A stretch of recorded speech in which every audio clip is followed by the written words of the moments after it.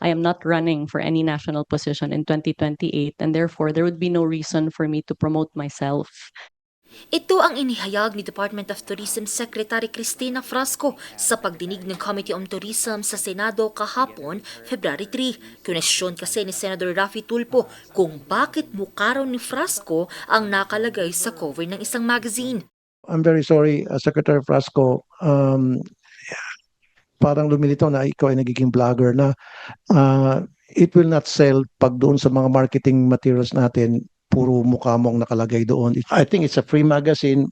Pagkakataon na sana natin na para sumikat tayo sa Japan, yung tourism industry natin. Sa halip, ang nakalagay dito, ikaw ng ikaw, and then yung mga groundbreaking pinapakita natin sa halip na dapat ipapakita natin yung underground river, the 8 wonders of the world, ata yun.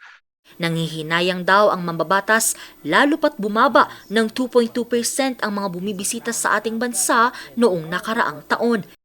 If we want to sell something, pakita po natin yung mga tanawin o yung mga reasons why tourists will visit the country.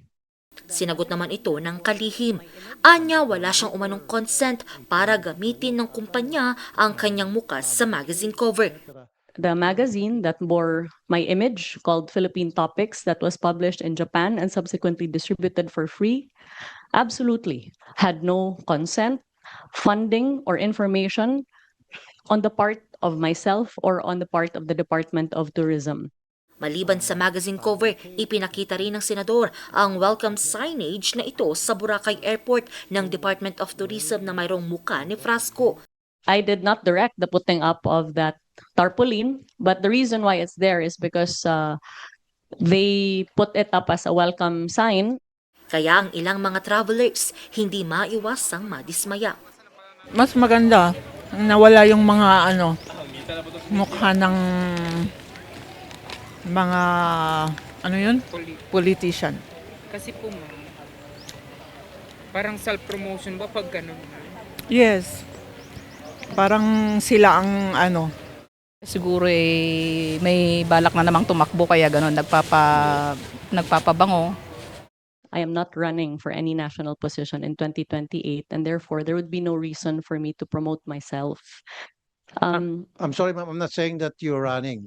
Don't put words into my mouth. I'm not saying that. What I'm saying is, yung po nakakalata yung mga tao na parang pinopromote yung sarili mo for whatever reason. Tiniyak naman ni Frasco na patuloy nilang gagawin ang kanilang trabaho para mapalago pa ang industriya ng turismo sa bansa. Angel Arquero, RNG News.